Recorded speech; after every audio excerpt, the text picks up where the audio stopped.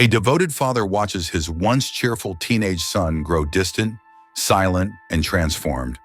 In a quiet suburban town, what begins as harmless curiosity becomes a spiritual rift that threatens to break a family apart. As old beliefs clash with new convictions, a boy stands between two worlds, and only one door remains open. Secrets deepen, prayers go unanswered, and a quiet rebellion brews behind a bedroom door. In the end, love remains, but so does the question, will he ever truly come back? Before we begin, write in the comments where you're listening to our stories from.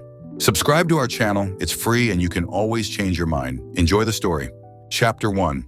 The first time I noticed something was wrong with Jason was the night he didn't say amen. It was a small thing. So small I almost missed it. We were at the dinner table, our family's nightly ritual, steam rising from the potatoes Carol had mashed just minutes before, the smell of pot roast hanging in the air between us.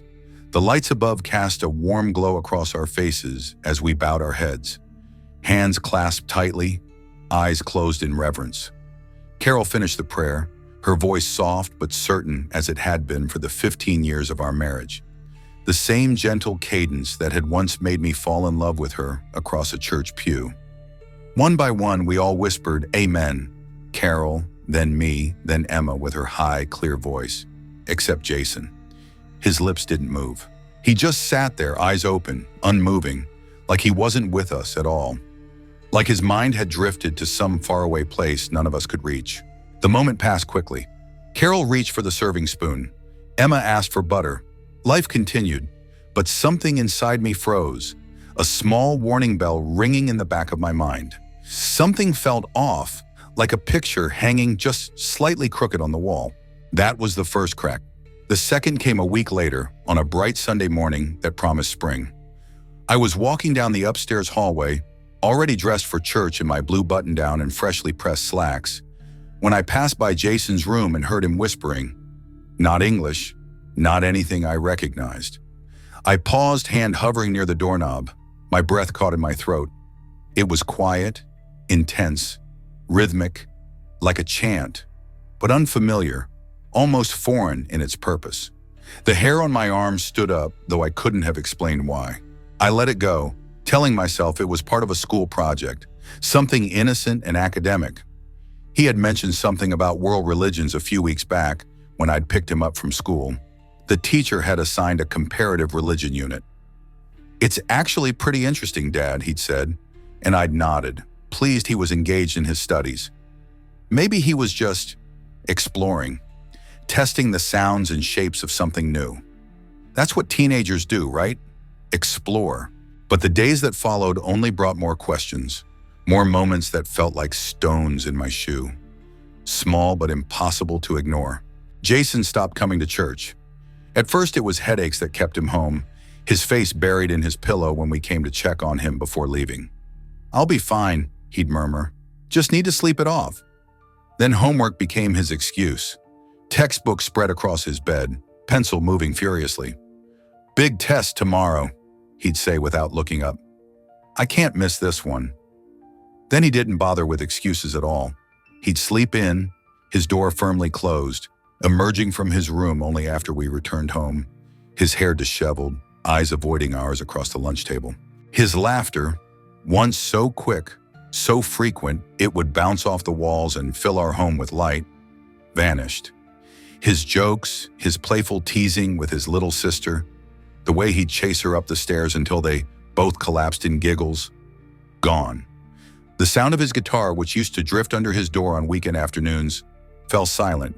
Instead, he kept to himself, behind closed doors, behind headphones that shut out our voices, behind a silence that felt more like a wall than a mood, thick and impenetrable.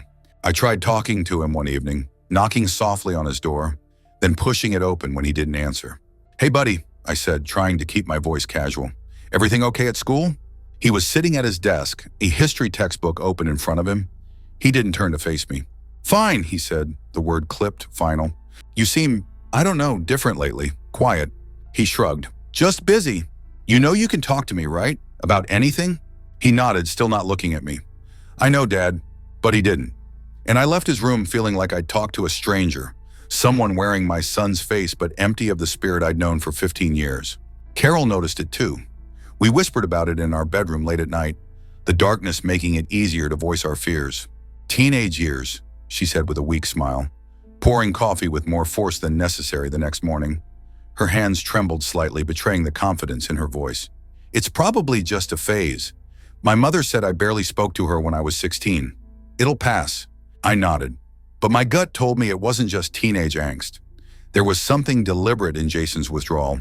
Something purposeful, like he was pulling away not in rebellion, but in pursuit of something else. Still, I waited. I watched. I prayed, longer and harder than I had in years, kneeling beside our bed while Carol slept, begging God for insight, for guidance, for my son's heart to return to us. Then yesterday, when Jason was out, I didn't know where. Another new development. He never told us where he was going anymore. I stepped into his room. The afternoon light slanted through his blinds, casting striped shadows across his unmade bed. I didn't plan to snoop. Honestly, I didn't. I just wanted to be close to him somehow, even if he wasn't there, to feel some connection to the boy I'd raised, who now seemed to be slipping through my fingers like water. Maybe I was looking for a clue. Maybe I was just trying to remind myself of who he used to be. His desk was neat, too neat for a teenage boy, for my son who'd always left trails of belongings behind him like breadcrumbs. Notebooks stacked perfectly, edges aligned with geometric precision, pens lined up by color and size, ruler straight, a calendar with strange symbols marked in red ink. Arabic script, I realized with a jolt. I recognized the swooping curves from news broadcasts and books, but couldn't read a word. It looked beautiful in its way, elegant and flowing.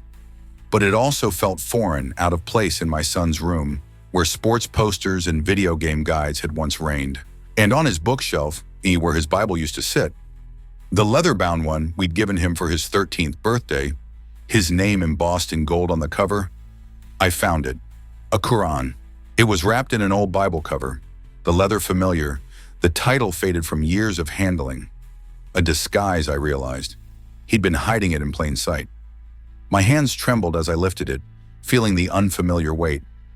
I opened it and felt my chest tighten. Pages of Arabic, bookmarks tucked in like he'd been studying it, carefully, often, with purpose. Then I saw the letters, folded pages, tucked beneath a notebook. I shouldn't have read them, but I did. I had to. They were from someone named Hassan, written in careful, educated English. Brother, one began, do not let them sway you. The path is clear. The truth is in the struggle. Another, their world is lost. Yours can still be saved. And another, dated just days ago. Your family's fear comes from ignorance. Your courage comes from truth. Remember which is stronger. I sank onto the edge of Jason's bed, the Quran still in my hands. My heart pounded against my ribs like it wanted to escape. My fingers trembled on the pages. What was happening to my son? Was this just curiosity? A phase like Carol wanted to believe? Or something deeper, more permanent? And who was this Hassan, with his beautiful handwriting and his words that seemed designed to draw a line between Jason and us, to mark us as outsiders, as lost? I sat there for what felt like an hour, the house quiet around me, dust motes floating in the beams of late afternoon sun. A photo of our family from last Christmas stood on Jason's nightstand. All of us smiling, Jason's arm around Emma, Carol and I standing behind them. It looked like something from another lifetime. Then I heard the front door, footsteps, a backpack dropping with a soft thud on the entryway floor. The bedroom door swung open. Jason stood in the doorway, his face unreadable. His eyes locked on the book in my hands, then moved to the letters on the bed beside me. His expression didn't change, but something shifted in his posture, a subtle straightening of his spine. "What are you doing in my room?" he asked. His voice was calm, too calm, not the voice of a child caught, but of someone measuring their words carefully. I didn't have an answer that wouldn't sound like an accusation or an apology, so I said nothing, just held his gaze and felt the weight of what lay between us. Because the boy in front of me wasn't the Jason I remembered. He was someone else entirely, and I didn't know how to get him back. Chapter 2. Jason didn't raise his voice. He didn't lunge for the book or storm out of the room as he might have done just months ago, when his emotions ran close to the surface, when he was still simply my teenage son. He just looked at me, arms folded across his chest, eyes steady. Older than 15, like I was the child, not him. Something in his gaze reminded me of the playground monitors from my own childhood. Watchful, dispassionate, waiting for me to realize I'd broken a rule I hadn't known existed. "You shouldn't be in here," he said, his voice level, controlled. I held the Quran tighter, like it could explain itself if I listened hard enough. My mouth was dry, words failing me. I'd prepared 1,000 speeches for my son over the years, about driving safely, about respecting women, about faith and values, and the man I hoped he'd become. But I had no words for this moment. "What is this, Jason?" I finally managed, hating the tremor in my voice. His lips tightened, just slightly. "It's mine. I can see that. But why? Why are you hiding it? Hiding all of this?" I gestured to the letters, the calendar with its strange markings, the world he'd been building in secret while we lived our normal lives just down the hall. He looked past me, toward the window. Outside, the sun was dipping low, painting our backyard in gold. The oak tree we'd planted when he was born cast a long shadow across the lawn. For a second, I saw something flicker in his expression. Guilt? Or just frustration at being discovered before he was ready? "You wouldn't understand," he muttered, the first crack in his composure, a glimpse of the teenager still there beneath this new, careful exterior. I stood. My legs felt stiff, brittle, like they might snap if I moved too quickly. "Help me then. Make me understand. Please." I hated the pleading in my voice. I was the father. I was supposed to have answers, to lead, to guide. But in this moment, I felt utterly lost. He didn't speak, just walked over and gently took the Quran from my hands like I was holding something sacred in the wrong way, with unclean hands. He set it back on his shelf, then sat at his desk, turning the chair to face me. His movements were deliberate, measured. "It started with the project," he said, not looking at me, his eyes fixed on some point near my shoulder. "The world religions thing, but then I just kept reading. I wanted answers, not just the ones we memorize at Sunday school. Real answers. You think we don't have answers?" I couldn't keep the hurt from my voice. "We have traditions, repetition, rules." His words weren't angry, just matter of fact, which somehow hurt more. But no one ever explains why. Why we believe what we believe. Why our way is right. Why others are wrong. His voice was still calm, but it stung more than shouting would have. It was like he'd rehearsed this conversation in his mind, turning it over and over until the edges had been smoothed away. Or maybe he'd lived it too long inside his own head, these thoughts growing and gathering strength in private while we remained oblivious. "And Hassan?" I asked, my voice tighter than I intended. "Is he giving you the answers?" Jason hesitated, one hand absently tracing the edge of his desk. "He listens. He calls us lost. He talks about struggle, jihad." The word felt foreign on my tongue, loaded with meanings I didn't fully understand but feared nonetheless. Jason turned then, eyes flashing with the first real emotion I'd seen from him. "You think I'm going to blow something up? Is that what this is about?" I flinched, the accusation hitting like a physical blow. No, Jason, You read a few lines and think you know what I believe, what I feel." His voice rose slightly, the calm cracking. "You don't know anything. You don't even try to understand. You just assume the worst because it's different." His voice broke then, just slightly. The first real crack in his composure, a glimpse of the boy I knew, hurt and defensive and still, somewhere wanting his father's approval. I took a step closer, hand outstretched, but he shook his head sharply. "Please just leave me alone." I opened my mouth, closed it, searched for the right words and found none. Then I walked out, closing the door softly behind me, feeling like I'd failed some crucial test, but not knowing what the right answers would have been. That night, Carol noticed the silence hanging between us at dinner, the way I pushed my food around the plate without eating. Jason hadn't come down at all. "What happened?" she asked later, as we washed dishes side by side, her hands soapy in the warm water, mine clutching a dish towel that was already damp. I told her part of the truth. "He's exploring something," I said, choosing my words carefully. "Some new ideas." She frowned, passing me a dripping plate. "Exploring? Like what?" I paused, watching water droplets race down the ceramic. "Islam." The word fell between us like a stone. Carol's hands stilled in the soapy water, her eyes widening.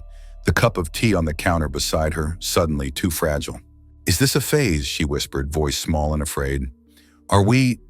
Should we be worried?" I didn't answer, because I didn't know, because the fear in her eyes mirrored my own, and I couldn't bear to give it voice. Over the next few weeks, the distance widened. Jason stopped joining us for dinner entirely, taking his meals in his room or eating after we'd gone to bed. I'd find dishes in the sink in the morning, evidence of his midnight wanderings. He wouldn't pray with us. If we started grace while he was in the room, he would quietly stand and leave. No drama, just absence. He spent hours alone, door locked. The sound of his voice became strange to us, rare enough that Emma would look up in surprise on the occasions he spoke at all. And I saw him once passing by his half-open door late at night, kneeling on the rug in his room, facing the wall, whispering in Arabic. His forehead touched the floor, his back bent in devotion to something I couldn't see or understand. I stood transfixed, watching my son pray to a God I taught him to love by a different name, and felt a sadness so deep it seemed to hollow me out from the inside. He wouldn't talk about it. I tried. God knows I tried. I knocked on his door with offers of pizza, basketball in the driveway, help with his calculus homework. He declined politely each time, his "no thanks, Dad," as effective as a locked door. But the letters kept coming. Tucked into his textbooks, folded in his backpack, written in looping script and careful English, always from Hassan. I read them. I knew I shouldn't, but I did. Slipping into his room while he was at school, heart pounding with the shame of my intrusion and the greater fear of what I might find. They will fear what they do not understand. Do not let their fear become your own. Faith is not family. Faith is truth. Truth does not bend to comfort. Remember, brother, to see with clear eyes, even when they look at you with judgment. And once, your journey belongs to you alone. But know that you are never alone on this path. Allah guides you. I walk beside you. One afternoon, I confronted him. I couldn't bear it anymore. This silent transformation happening under my roof. This stranger growing inside my son's skin. "Do you even know who this guy is? Have you met him?" I asked, standing in his doorway, letter in hand. The latest one, which I'd found that morning. Jason sat cross-legged on his bed, phone in hand. He didn't seem surprised or angry at my question, just resigned, like he'd been expecting it. "We talk online, he helps me learn." "He's manipulating you." The words rushed out before I could soften them. Something hardened in Jason's eyes. "No, he respects me. He doesn't treat me like a kid, like I'm broken." I felt something inside me crack, a fault line opening wide. "You think that's what we do?" He looked at me, not angry, just tired, weary beyond his years. "You look at me like I'm missing, like I'm sick. I'm not, I'm just different now." I wanted to argue, to shout that, yes, he was missing. The boy who'd crawled into our bed during thunderstorms, who'd worn a Superman cape to the grocery store until he was 8, who'd cried on my shoulder when his first girlfriend broke up with him just last year. That boy was gone, and I had every right to mourn him. But the words didn't come, because he was right. I did look at him like he was missing, because to me he was. The boy who used to sing along with the radio in the car, voice cracking on the high notes, not caring how he sounded. Who used to race his sister down the hall after dinner, their socked feet sliding on the hardwood. Who used to pray before tests, head bowed over his cereal, and kiss his mom on the cheek before running for the school bus. That boy was gone. In his place was someone I didn't know how to reach, whose thoughts ran in channels I couldn't follow, whose heart beat to rhythms I couldn't hear. And yet, as I watched him glance back down at his phone, fingers moving across the screen, lips pressed in thought, I realized something else. He wasn't unreachable, just farther away, and maybe, just maybe, not completely lost. Jason receives a message from Hassan on his phone. His eyes narrow as he reads it, a shadow passing across his face. He looks up, stares at the closed door of his room, then locks it, the small click echoing in the silence. Chapter 3. The house was growing quieter, not peaceful, hollow like a drum with the skin stretched too tight. Each footstep, each closed door, each unspoken word reverberating through the empty spaces between us. Jason no longer joined us for meals. Carol stopped asking. She said forcing him would only make it worse. Maybe she was right, or maybe we were just too tired to fight. The tension had worn thin, like a fabric stretched too far, threads beginning to show. Sometimes I found myself holding my breath as I passed his room, as if the slightest sound might shatter whatever fragile balance we'd achieved. It had been over a month since I found the Quran in his room, since the letters, since the conversation that wasn't really a conversation at all. Every Sunday we still went to church. Emma wore her dresses without complaint now, no longer bargaining for 5 more minutes of sleep. Carol sang in the choir, her voice clear and strong, giving no hint of the tears I knew she shed at night. I shook hands with our pastor, discussed the sermon, made small talk in the fellowship hall. We were the perfect Christian family, -1. Every Sunday, Jason didn't come. He stayed in bed until we left, door firmly closed, not even pretending to be ill anymore. We didn't even knock on his door to ask. The rejection had become too routine, too expected to risk facing directly. Once I stood outside it with my hand raised to knock, frozen in indecision, wondering what I would say if he actually opened the door. I could hear soft chanting again. Arabic words flowing steady, confident, the sound both beautiful and alien, like a song from another world that had somehow found its way into our home. My son was in there, but I wasn't sure he belonged to us anymore. The thought hit me like a physical blow, leaving me breathless. I lowered my hand and walked away, the sound of his prayers following me down the hall. Carol cried quietly some nights. She thought I didn't notice, but I did. I heard her in the bathroom, water running to mask the sound. I felt the bed shake slightly with her silent sobs. I pretended to be asleep, giving her the privacy of her grief. But sometimes I reached for her hand in the darkness, and she clutched it like a lifeline. She kept his place set at the table. Fork, knife, napkin, glass, all arranged just so, waiting for the son who never came. At first I thought it was hope.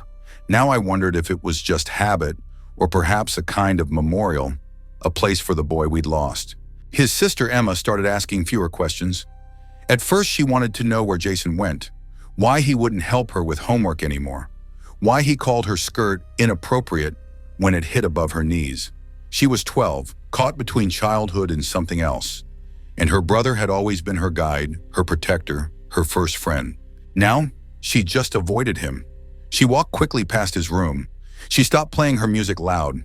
She even stopped arguing with us at bedtime, as if afraid to draw attention to herself. One evening after dinner, I noticed her pull her sleeves down before walking past his room, tugging the fabric to cover her wrists. The movement was small, automatic, like a habit formed through repetition. It broke my heart. We had never raised our kids to be afraid in their own home. And yet, there we were. I tried speaking to Jason again. One more attempt. I had to try for all our sakes. "Let's talk," I said one night, standing in his doorway. He was at his desk, headphones off for once, studying Arabic from a book I didn't recognize, his pencil moving carefully across the page as he practiced the unfamiliar letters. He turned slowly, his expression guarded but not hostile. "Talk about what?" "Anything. School, mom, life, the weather." I tried to smile to inject some normalcy into this strange new reality. "Remember when we used to talk?" He shrugged, uncomfortable with the memory. "School's fine. You're failing history." The words came out sharper than I intended. I'd seen his progress report online, rows of missing assignments, a teacher's note about absences. That made him pause. Just a flicker of the old Jason, the one who cared about grades, about college, about a future we'd planned together. "I've been busy." "Busy with what?" I kept my tone level, fighting to control the frustration bubbling up. "You don't go to youth group. You skip class. You barely come out of this room. Your mother misses you. Your sister is afraid of you. And I don't even know who you are anymore." He looked at me, and for a second I thought he might crack, that the facade might slip, revealing the boy underneath all this change. But he didn't. "I'm learning things that actually matter," he said, his voice soft but firm. "To who? Hassan?" I couldn't keep the bitterness from my voice. He stood then, too fast, chair scraping against the floor. "He respects me. He answers my questions. He doesn't look at me like I'm broken. I'm your father, I love you. That used to matter." My voice cracked on the last word, emotion finally breaking through. Something in his expression softened, just slightly. "It still does," he said quietly, "but it's different now. I'm different." I wanted to ask how, to understand the changes happening inside him, but I feared the answers more than the questions. So I just nodded and left, closing the door behind me. Another conversation ending without resolution. I started researching.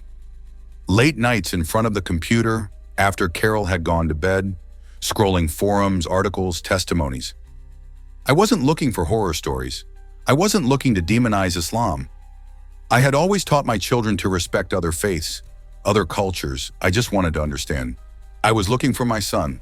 I learned about converts, about teenage identity crises, about online recruitment and mentorship programs, some harmless, some not. I learned about the call to prayer, about Ramadan, about the 5 pillars of faith. I watched YouTube videos explaining the basics, listening to the melodic recitation of verses I couldn't understand.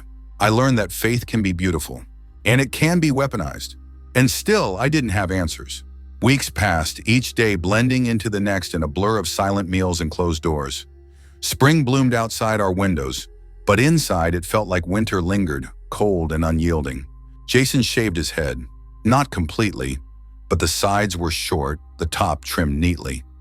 It gave him a more serious look, less like a teenager, more like someone stepping into an ideology, into adulthood. He did it himself in the bathroom, late at night. I found dark hair in the sink the next morning, like a final shedding of his old self. He stopped wearing jeans, wore long tunics instead, neutral colors, loose-fitting. I didn't know where he got them. Online, probably, or from Hassan. He prayed 5 times a day, sometimes more. Dawn, noon, afternoon, sunset, night.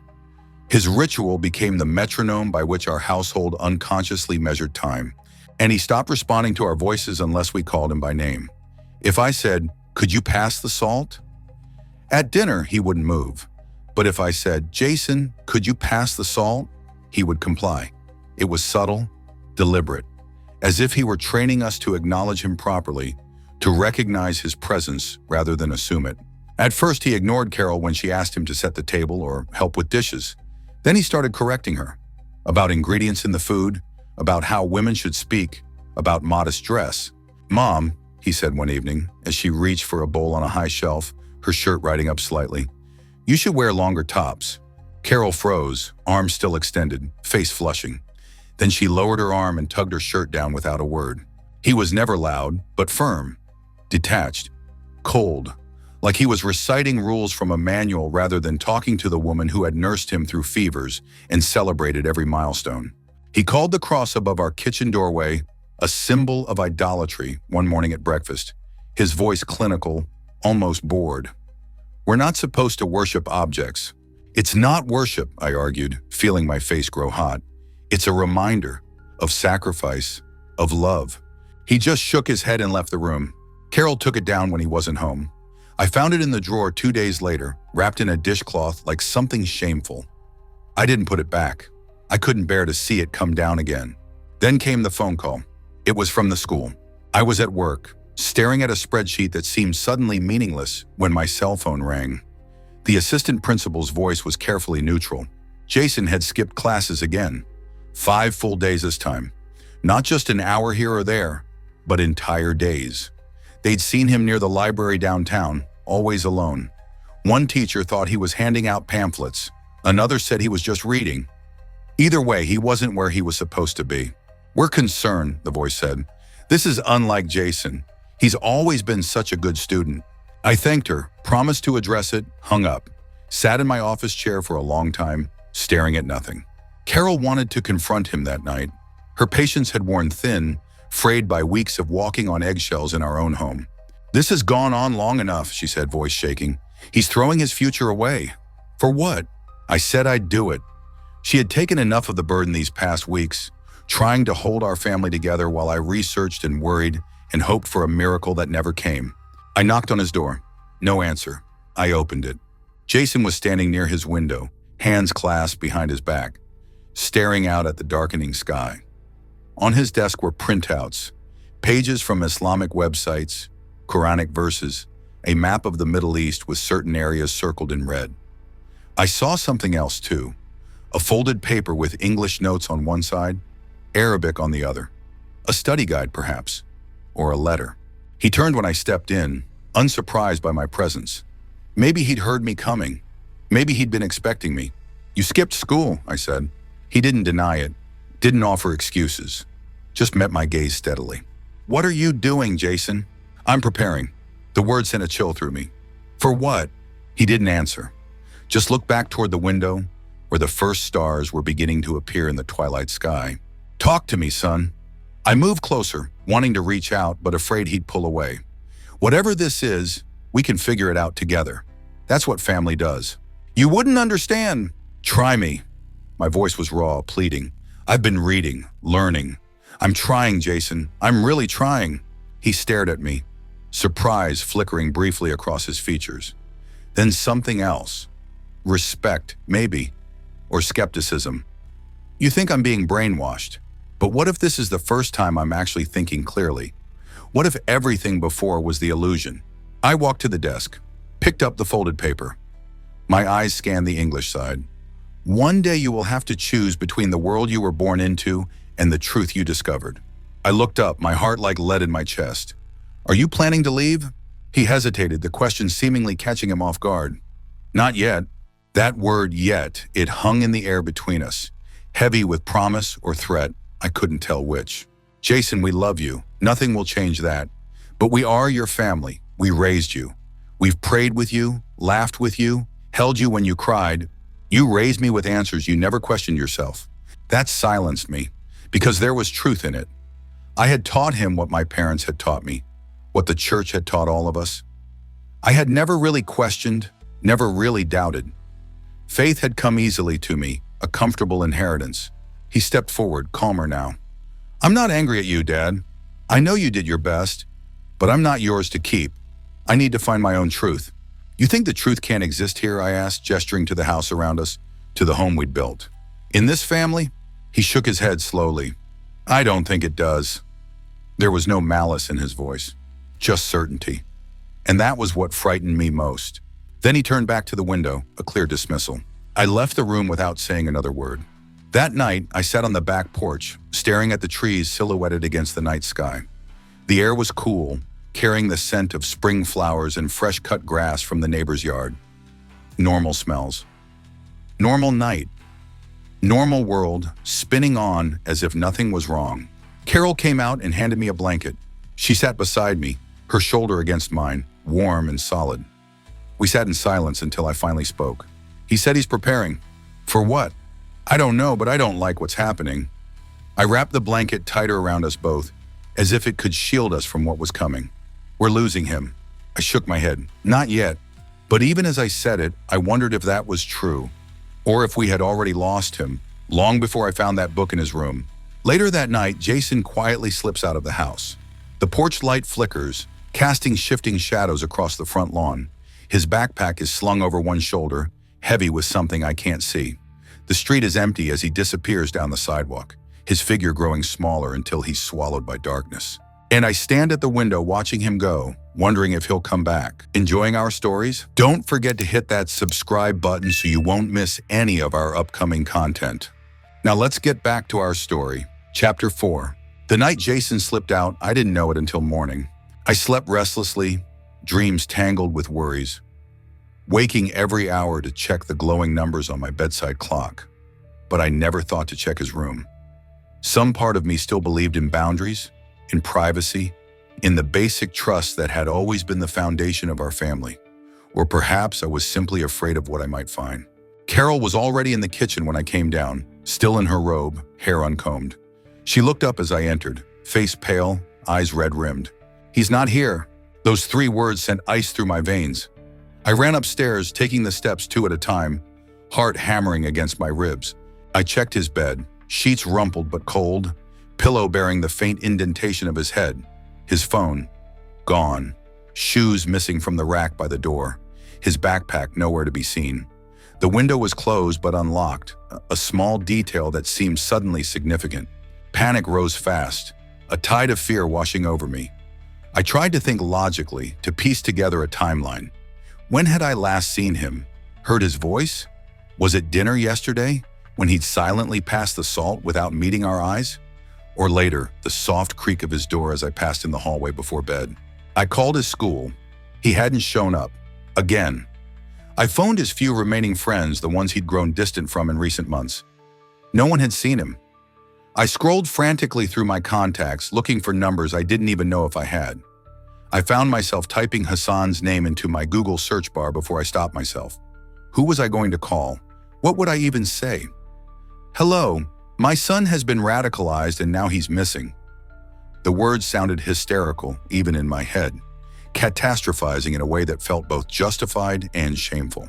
By noon, I was at the library downtown, and that's where I found him. Jason sat at a table by the window, a book open in front of him, his bag at his feet.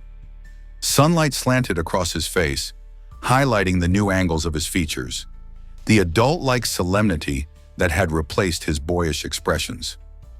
He didn't look like he was hiding. He didn't look distressed or secretive. He looked focused, like he belonged there, among the books and the silence, more than he belonged at home. Relief and anger battled within me as I approached his table. He saw me coming, his eyes tracking my movement across the room, but he didn't flinch, didn't try to gather his things and run, didn't look guilty at all. "Hey," I said, voice low in deference to the library's quiet. "Hey," he replied, gaze steady. "You've been skipping school." It wasn't a question, but I kept my tone even, non-accusatory, though my hands trembled slightly at my sides. He closed the book carefully, one finger marking his place. I glanced at the cover, something in Arabic, the title incomprehensible to me. "They don't teach anything that matters." "Jason," I started, then paused, searching for words that wouldn't escalate the situation, that might actually reach him. He sighed. "Dad, I know what you're going to say." "No, I don't think you do." I sat across from him, the wooden chair creaking slightly under my weight. The table between us felt like a vast distance. "I'm not here to yell. I'm here because I woke up and thought maybe my son had run away. Do you have any idea what that feels like? To think that your child is just gone?" My voice cracked on the last word, emotion bleeding through despite my best efforts. Jason looked away, down at his book, his hand flexing once on the cover, fingers tracing the embossed lettering. "I'm sorry," he said, quiet, honest. It caught me off guard, this simple admission, this momentary return of the boy who'd always had a tender heart beneath his teenage bravado. "I'm trying to find where I belong," he added, still not looking at me, words careful but genuine. "And sometimes I don't think it's at home. With all the tension." I studied him across the table, his closely cropped hair, the shadows under his eyes suggesting he hadn't slept much either, the new solemnity in his posture. There was no hatred in his voice when he spoke about home. No anger, just distance, deep, quiet distance, like he was already looking at us from another shore. "Then tell me where it is," I said, leaning forward slightly. "Because I want to go there with you, or at least understand it. Help me understand, Jason." He shook his head, finally meeting my eyes again. "You can't just follow me into this. It's not a phase or a rebellion. It's faith, and it's not yours." The finality in his voice silenced me. We sat there for a moment, surrounded by books and quiet whispers, two people connected by blood, but separated by something vast and invisible. "Will you come home tonight?" I finally asked. He nodded. "Yeah." It wasn't much, but it was enough for now. That night, Carol cried again. Not the quiet, hidden sobs of previous nights, but openly, sitting on our bed as I told her where I'd found him. Emma stayed at a friend's house. Carol had arranged it without telling me, wanting to spare her from whatever confrontation might be coming, and Jason went straight to his room and prayed. I heard the soft rhythm of Arabic recitation through the walls, the rise and fall of words I couldn't understand, but that clearly brought him comfort I no longer could. He didn't come down for dinner again, but I left a plate for him, just in case, covered with plastic wrap, fork and napkin beside it, a silent invitation, an open door. I found the plate empty in the morning, washed and put away. The next few days passed in fragments, in moments rather than a coherent narrative. Life continued, but altered, like a familiar song played in a different key. Jason stopped locking his door. Sometimes he even left it open a crack, a thin strip of light visible from the hallway. I think he was testing us, or maybe just tired of pretending, of maintaining the barriers that had become exhausting for all of us. He started praying outside, on the grass behind the house, facing east.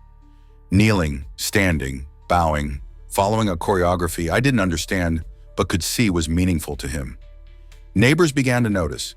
Mrs. Landon, who'd always brought us cookies at Christmas, watched from behind her kitchen curtain. Mr. Wilson, who'd coached Jason in Little League years ago, paused while mowing his lawn, staring openly until I met his gaze, and he looked away. One asked me if everything was all right when I was retrieving the mail one morning, voice hushed as if discussing illness. Another offered the name of a counselor, pressing a business card into my hand with a meaningful look. I thanked them politely and went inside. Card crumpled in my fist, but the whispers were growing. I felt them at work, in the slightly too long pauses when I mentioned my family. I heard them at church, in the sudden silence when we entered, in the way conversation flowed around us like water around stones. One woman from our Bible study group caught me after service, her hand on my arm, her perfume too strong as she leaned close. "We're praying for your family," she said, but it didn't sound kind. It sounded like pity or judgment, like we were a cautionary tale, a failing to be whispered about over coffee in the fellowship hall. Carol stopped going to the women's study after that. She said she wasn't feeling well, that she needed time at home, but I saw the strain in her eyes, the way she held herself too carefully, like something inside her might break if jostled. One afternoon, I came home early from work, the house quiet in the golden light of late day. The door to Jason's room was open, as it sometimes was now, and I heard voices from within. I paused in the hallway, just out of view, listening. Jason was in the living room with Emma. She was curled on the far side of the couch, arms crossed defensively across her chest, legs tucked beneath her as if trying to make herself smaller. Jason had something in his lap, a book, open, Arabic again. He was speaking, his voice low but clear in the quiet house. "You shouldn't wear that," Jason was saying, gesturing toward Emma's shirt, a simple pink top that hugged her developing figure. "It's tight." Emma didn't answer, just stared at the carpet, jaw set in the stubborn expression she'd inherited from Carol. "I'm just telling you," he continued, voice gentler but still firm. "It's about modesty, respect, for yourself, for others." Emma stood abruptly, her face flushed. "I liked you better before you were so smart." The words were childish, but the hurt behind them was real. She stormed past me in the hallway, not seeing me there in the shadows, and I heard her bedroom door slam moments later. I stepped into the living room, no longer hiding my presence. Jason looked up, surprise flickering briefly across his features. "I was just—" "No," I said, calm but sharp, a tone I rarely use with my children. "You don't talk to your sister that way." He looked confused, genuinely perplexed by my anger. "I was trying to help." "You don't help someone by shaming them." I stepped further into the room, arms crossed. "Especially not your little sister. Not in this house. She should respect herself." The certainty in his voice grated on me. The absolute conviction that he, at 15, had discovered truths that the rest of us were too blind to see. "She's 12, I said, fighting to keep my voice level. "She's figuring things out, just like you are. Just like we all are." He looked down at the book in his lap, fingers tracing the Arabic script. "Hassan says—" "I don't care what Hassan says," I interrupted, unable to hear that name again. That invisible presence that had more influence over my son than I did now. "Not in this house. Not with your sister." Silence stretched between us, taut as a wire. Then Jason stood, closed the book with a careful gesture, and walked out without another word, his footsteps soft on the stairs. That night I sat outside his room, door closed, light under the crack. I could hear nothing from within, no prayers, no movement, no sign of the life continuing behind that barrier. I leaned against the wall, the carpet rough beneath me, and spoke into the stillness. "I miss you, Jason," I said, not knowing if he could hear me, not knowing if it mattered anymore. No response. "I miss laughing with you. I miss watching football on Sundays and arguing about plays. I miss the way you used to play guitar just to make your sister dance like an idiot in the living room." Still nothing. "I know you're changing. I'm not asking you to stop. I'm not asking you to be who you were before. I'm just asking you to bring us with you. Don't shut us out. We're your family. You don't have to believe what we believe, but don't stop being my son." The silence stretched, long enough that I thought he might be sleeping, or ignoring me, or simply gone somewhere I couldn't reach. Then came a whisper, barely audible through the door. "I don't know how." 3 simple words, honest, vulnerable. The first real crack in the wall he'd built between us. I pressed my palm against the door as if I could reach through it, reach him. "We'll figure it out together," I whispered back. "Just try." The next day, something shifted. Jason came to breakfast. He didn't eat much, didn't say much, but he sat down, with us at the table.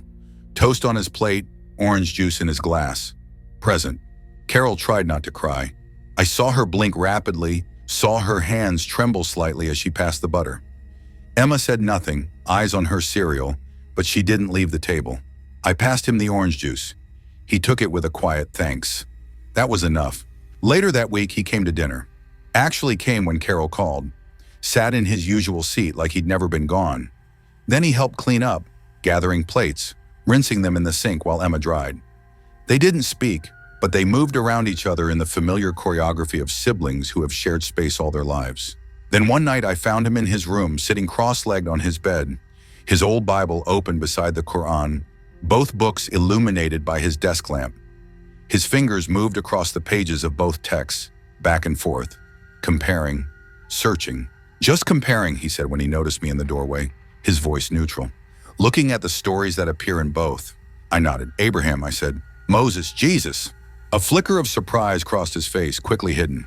"Yeah." I didn't press, didn't enter his room uninvited. Just stood there a moment, memorizing the sight of my son, engaged with both the faith of his childhood and the one that called to him now, existing for a moment in the space between. He still prayed 5 times a day, still read from the Quran, pencil in hand, marking passages in a notebook. Still texted someone I assumed was Hassan, though less frequently now, phone face down beside him rather than clutched in his hand. But he also started talking again. Little things. A comment about the weather, a video he'd seen online, a funny memory from when he was younger. He asked about my work one evening, a simple question about a project I'd mentioned weeks ago. He made Emma smile once, just a quirk of her lips, when he remembered the punchline to a joke they'd shared years ago. Carol touched his hand during dinner, just a brief contact, fingers brushing his as she passed the salad bowl, and he didn't pull away. Her eyes met mine across the table, a flicker of hope kindling there. It wasn't a return. It wasn't surrender. It was a tremor, a small shift in the tectonic plates of our family. Not enough to change the landscape completely, but enough to know that movement was possible, that the earth beneath us wasn't as solid and unchangeable as we'd feared. Late at night, Jason receives a message. The phone screen illuminates his face in the darkness of his room, casting sharp shadows across his features. He reads the text, something flaring in his eyes. Recognition, doubt, conflict. He hesitates, thumbs hovering over the keyboard, then deletes it without replying. He closes his phone, sits in the dark, face unreadable, thoughts his own. Cut to black. Chapter 5. Spring came slowly that year, as if nature itself was hesitant, testing the air before committing. Rain fell often, soaking the earth and darkening the corners of our porch where Jason used to sit in summers past. Bare feet propped on the railing, guitar across his lap, playing simple chords while fireflies rose from the grass. I found myself watching that porch too much, pausing at the window with coffee in hand, waiting for a ghost of memory to materialize, for my son to come out again like he did when he was younger. Barefoot and smiling, asking questions about clouds or baseball or God with equal curiosity. He didn't, of course, but he came to dinner now. Not every night, but often enough to feel like something real was shifting beneath the surface of our days. His chair no longer seemed like an empty monument, but a place that sometimes held him, solid and present, if not entirely returned. It was in the small things, the moments between moments, that I saw glimmers of the boy I knew. He helped Emma with her science project one night.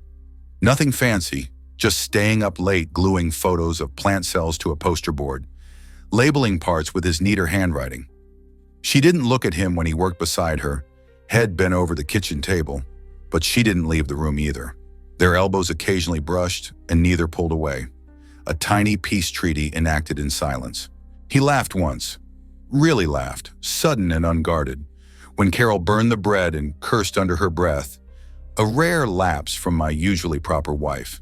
The sound startled all of us into stillness, even him, eyes widening slightly at his own reaction, as if he'd forgotten the feel of laughter in his throat. That night, Carol whispered to me in the darkness of our bedroom, her head on my chest, voice tentative with hope. Maybe he's coming back. And I wanted to believe it, wanted it so badly I could taste it, sweet as possibility. But I also knew Jason wasn't lost in the dark, wandering blind. He wasn't confused or misguided in the simple way we might want to believe. He was walking two roads at once, feet in different worlds, and soon he'd have to choose. Or maybe he already had. And these moments of connection were just farewell gifts, small mercies offered before a final departure. One Saturday, I found him in the garage. I'd gone out to find a screwdriver, the door creaking as I pushed it open. The air smelled of oil and dust and forgotten projects. And there he was, standing beside my toolbox, sorting screws that had spilled from an overturned container. For no reason, not asked, not told, just doing it, methodical and focused. Morning light slanting through the dusty windows to catch on metal as his fingers worked. "Need help with anything?" he asked without looking up, voice casual, as if this were normal, as if we'd spoken every day this way. It caught me off guard. I blinked, hand still on the doorknob. "No, just looking for my wrench. The pipe under the sink is leaking again." He passed it to me without a word, the metal cool and heavy. "Thanks." He nodded, turned to leave, then stopped, hand on the workbench, face half in shadow. "Dad?" "Yeah?" His fingers tapped once, twice on the wooden surface, hesitating. "Do you think, if you had been raised with different beliefs, you'd still believe what you believe now?" I set the wrench down slowly on the bench between us, the clunk of metal on wood too loud in the quiet garage. It was the first real question he'd asked me in months. Not about household chores or school schedules, but about the thing that mattered, the thing that had carved a space between us. "That's a good question," I said, careful to match his thoughtful tone, to respect the seriousness of his inquiry. "I don't know. Maybe I wouldn't. Faith is shaped by a lot of things. Where you're born, who raises you, what you experience." I paused, finding my way carefully. "But I'd hope I'd still be asking the same kind of questions. Looking for truth, looking for meaning, like you are." He studied me across the workbench, shadows and light playing across his features. He looked older in that moment, more his own person than my child. "And if I don't come back?" The question was soft, almost a whisper, but it hit me like a physical blow. To church, to before. I felt something twist inside me, grief and love tangled together. "Then I'll keep the door open," I said, my voice rougher than I intended. "Every day for as long as it takes. Because you're my son, Jason, not my project or my mini-me or an extension of my beliefs, my son. And that doesn't change, no matter what you believe or don't believe." He nodded, something shifting in his expression. Relief, perhaps, or just acknowledgement. And he left, footsteps fading across the concrete floor, leaving me alone with my wrench and my thoughts. The next week, Jason fasted for Ramadan. He explained it gently during breakfast on the first day, voice careful but firm. "I won't be eating until sundown," he said, sitting at the table with just a glass of water while we had our usual eggs and toast. "Just wanted you to know, so you don't worry."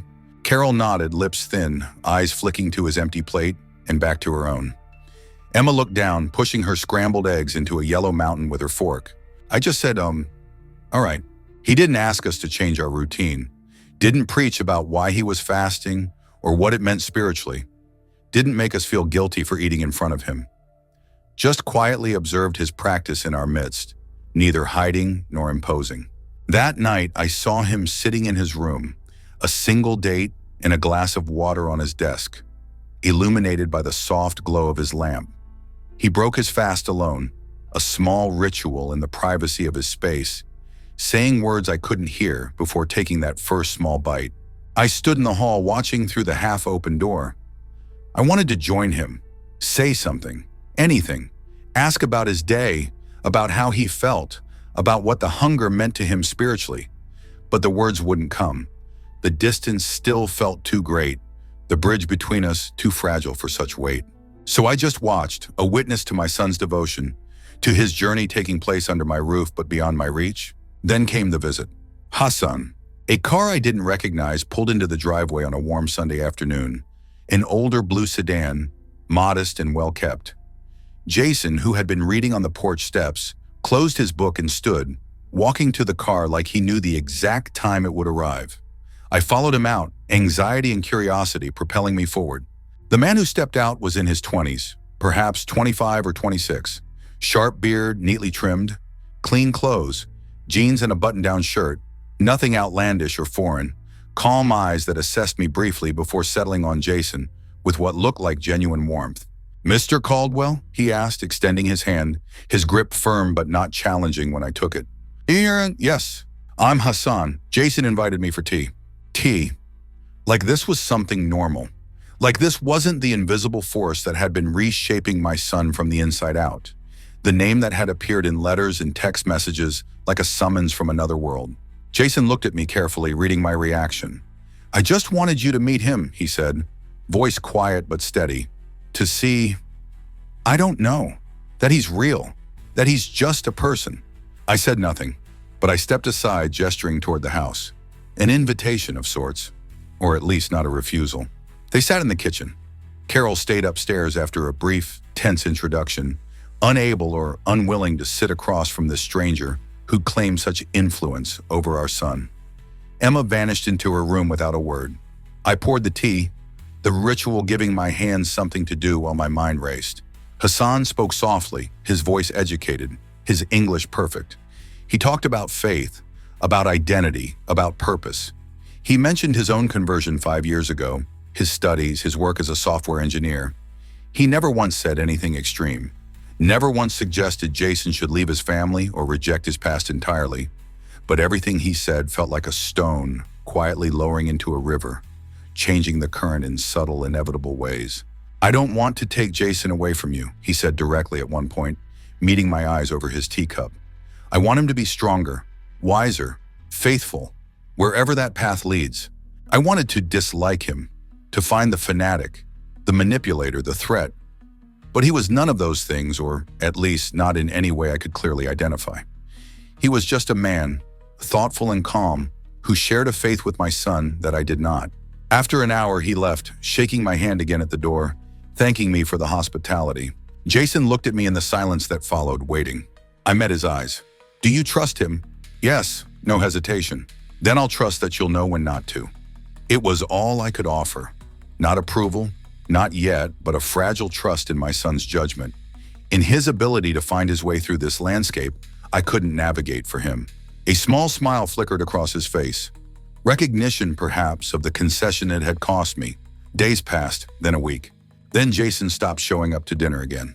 The absence felt sharper now for having been briefly filled. His chair empty again, his voice gone from our evening conversations. He prayed more, spoke less, slept less, light visible under his door at odd hours. He looked exhausted, eyes heavy with shadows, voice thinner when he did speak. One night, passing his room on my way to bed, I heard him crying. Not loud, not dramatic, just broken. The soft, muffled sounds of someone trying desperately not to be heard, face pressed into a pillow perhaps, shoulders shaking in the darkness. I stood outside his door, my hand on the wood, feeling the vibration of his grief through my palm. I wanted to go in, to sit beside him on the bed, to put my arm around his shoulders like I did when he was small and had fallen from his bike, or lost a game, or felt the sting of a friend's rejection, to tell him it would be okay. But I didn't know if it would be. I didn't know what battle he was fighting alone in the darkness. I didn't know if my presence would be comfort or intrusion. So I walked away, carrying the sound of his tears with me into the night. Another failure added to my growing collection. In the morning, he came down early, before anyone else was awake.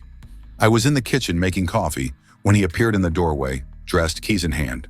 "Can we go for a drive?" he asked, voice steady but eyes still red-rimmed from the night before. I grabbed the keys without question. We drove in silence for 20 minutes, out past the edges of town where houses gave way to fields, trees budding with the first green of spring. The sky was vast and blue above us, clouds like islands in an azure sea. Then he said, voice quiet against the hum of the engine, "I don't know who I am anymore." I didn't speak, didn't look at him, just drove, hands steady on the wheel, giving him the silence he needed to continue. He stared out the window, profile etched against the passing landscape. When I pray in Arabic, when I read the Quran, I feel peace. I feel connected to something real. But then I feel guilt, like I'm betraying you, like I'm betraying God, the God I grew up with, like I'm turning my back on everything good you ever gave me. You're not betraying anyone, and I said, the words coming easier than I expected. Not us, not God. He shook his head. I don't know if that's true. You're searching, I said. That's not betrayal. That's being human, being alive. I feel like I'm standing in two different worlds and both are angry at me. Like I don't belong in either anymore. I pulled the car over onto the shoulder, gravel crunching beneath the tires, turned off the engine, turned to face my son fully for the first time in what felt like years. Then don't choose right now, I said, seeing clearly for a moment past my own fears, my own needs.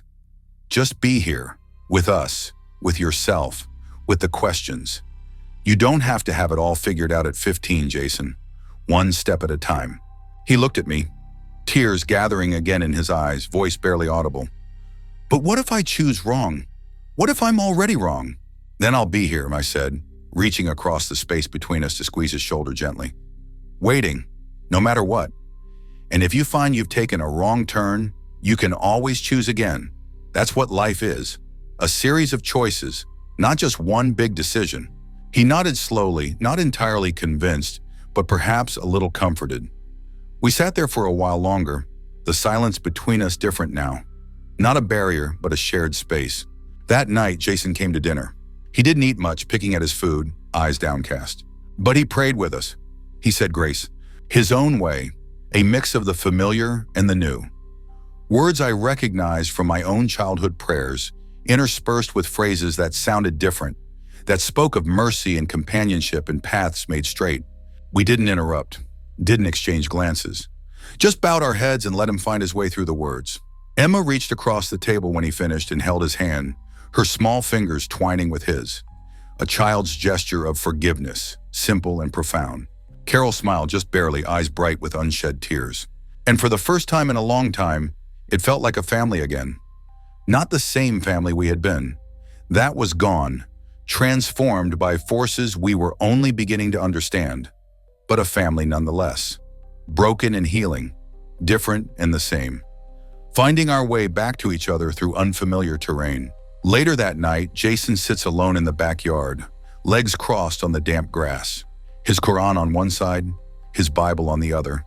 Books that have shaped civilizations, started wars, comforted billions, and now fought for the heart of one boy on the edge of manhood. He closes both, looks up at the stars, pinpricks of light in the vast darkness, ancient beyond comprehension.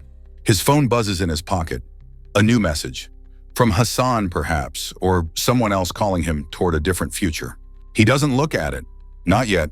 Chapter 6, the door, Sunday morning. The house was quiet except for the sound of birds outside the kitchen window, their songs filtering through glass to mingle with the soft clink of spoons against cereal bowls, the gurgle of coffee brewing, the rustle of newspaper as I turned the pages without really reading. Carol was already dressed, her floral dress smoothed over her knees, her Bible clutched in one hand, purse over her shoulder, waiting. Emma was tying her shoes on the bottom step, her hair still damp from the shower, ribbons dangling from her hand for Carol to weave into her braids later. And Jason stood in the hallway, dressed not in his usual tunic, but in slacks and a collared shirt. No tie, hair brushed, clean shaven. Just standing there, keys in hand as if he were going somewhere. "You coming?" I asked, careful not to sound too hopeful, to weight the question with expectation. He shrugged, a familiar teenage gesture, then nodded. "Yeah, I guess." It was the smallest gesture, the simplest response, but it felt like the earth shifted beneath my feet, like something fundamental had realigned in the universe. We sat in the back pew. Jason didn't sing when the congregation rose, hymnal held loosely in his hands, eyes scanning the familiar words without voice. He didn't bow his head during prayer, remaining straight-backed and observant, while others around us bent in devotion.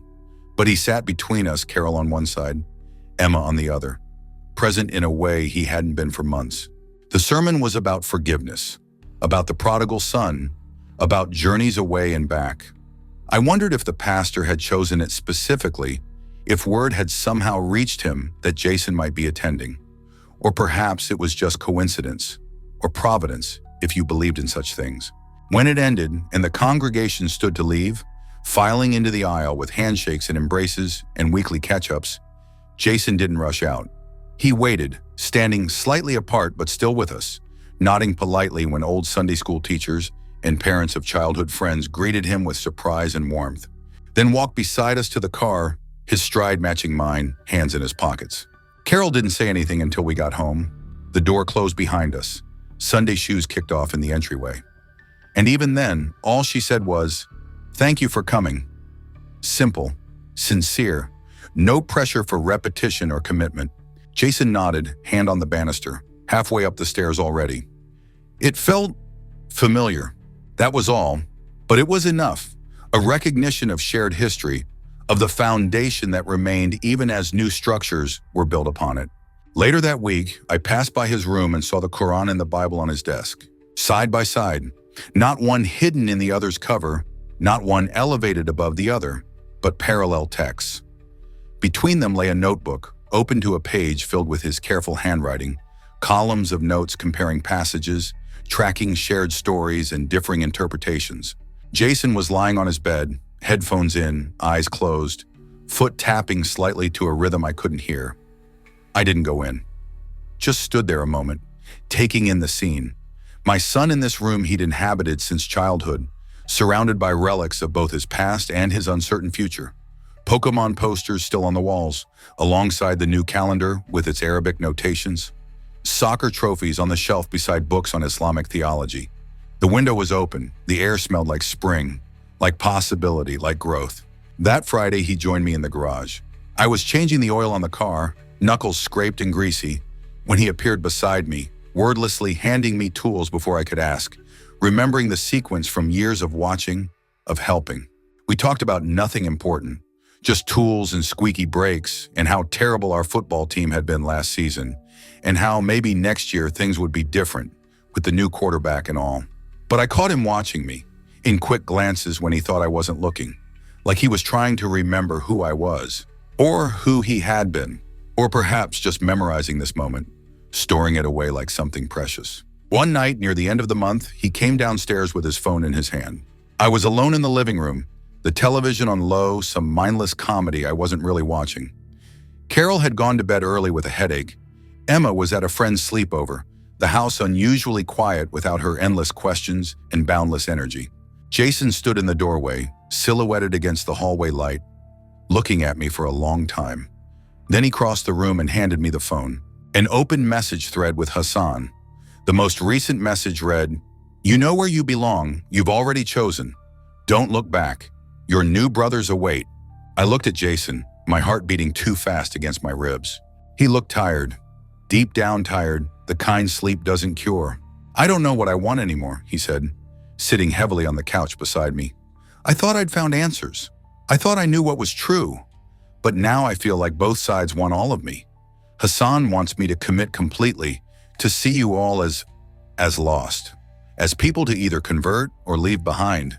And you want the old Jason back." He ran a hand over his close-cropped hair, a gesture that reminded me painfully of the boy he'd been, the one who'd push his longer hair out of his eyes with the same frustrated movement when struggling with homework. "I feel pulled in two directions," he continued, voice low, "and I can't give all of myself to either." I looked down at the phone again, at the words from this man who had such power over my son. "Your new brothers await." The implication was clear. A new family, a new belonging, a replacement for what he'd always known. "Then maybe you need to take something from each," I said slowly, choosing my words with care. "Make your own way. Find your own truth. Maybe it's not about choosing one world over the other, but finding how they can exist together in your life. Will that disappoint you?" His eyes met mine, searching for honesty. "If I don't come all the way back, if I still pray toward Mecca, if I still fast during Ramadan?" "Jason," I said, setting the phone aside to face him fully, "what would disappoint me is losing you. But if you're here, with us, even in part, then I can live with uncertainty. I can live with questions. I can live with a son who believes differently than I do, as long as he's still my son." He nodded slowly, something easing in his expression, then put the phone away, the message unanswered. The next day, he didn't pray at sunset. I noticed it only because his absence from the rituals had become as noticeable as the rituals themselves. The time came and went, marked by the clock on the kitchen wall and the dying light through the windows. But Jason wasn't on his prayer rug, wasn't washing his hands and face in preparation, wasn't turning toward the east. Instead, he sat outside, barefoot in the grass of the backyard, legs crossed, eyes to the sky. Just sitting, just being. When I brought him a glass of water, stepping carefully across the lawn so as not to startle him, he took it with a quiet, "Thank you." We sat together for a while. No words, just the sound of crickets starting their evening chorus and wind rustling through the new leaves on the trees. Father and son in the gathering dusk, sharing space without demand or expectation. Sunday came again. This time, Jason didn't come to church. I found him at the bottom of the stairs as we were preparing to leave. Carol checking her purse for keys, Emma hopping on one foot as she struggled with a stubborn shoe. "Not today," he said simply. "No excuses, no hiding, just a statement of fact." I nodded, "Okay," but he helped Carol make breakfast after we returned, the kitchen filling with the smell of pancakes and the sound of ordinary conversation. Weather, plans for the week, a movie Emma wanted to see. He asked his sister about school, about her friends, about the science project that had now earned her an A. He asked me if I wanted to go for a walk later, when the afternoon cooled. We said yes to everything. Not because we were desperate, not because we feared losing him again, but because the invitations felt genuine. Because this was Jason, our Jason, reaching out in ways that felt true to who he was becoming rather than who he had been. That night, I found him in his room, sitting at his desk, writing something in a notebook. He closed it when I came in, not furtively, but with the simple privacy of someone finishing a thought. "Homework?" I asked from the doorway, still careful about boundaries, about the fragile peace we were building. He smiled faintly, the expression warming his eyes in a way I'd missed deeply. "Sort of." He didn't elaborate, and I didn't press. I nodded. "Good night, then." "Night, Dad." I closed the door behind me. Not all the way, just enough to leave it open, in case he needed to come through. In the days that followed, Jason continued his careful balancing act, walking between worlds with growing confidence. He kept some Islamic practices, modest dress, certain dietary choices, occasional Arabic prayers, but he also joined us for family movie nights, helped Emma with her homework, shot baskets with me in the driveway as spring warmed towards summer. He never returned entirely to the boy he'd been before. That child was gone, transformed by questions and searching and the normal process of growing up. But he wasn't lost to us either. He was simply becoming his own person, finding his own path that incorporated elements of both the faith he'd been raised with and the one that had called to him so powerfully.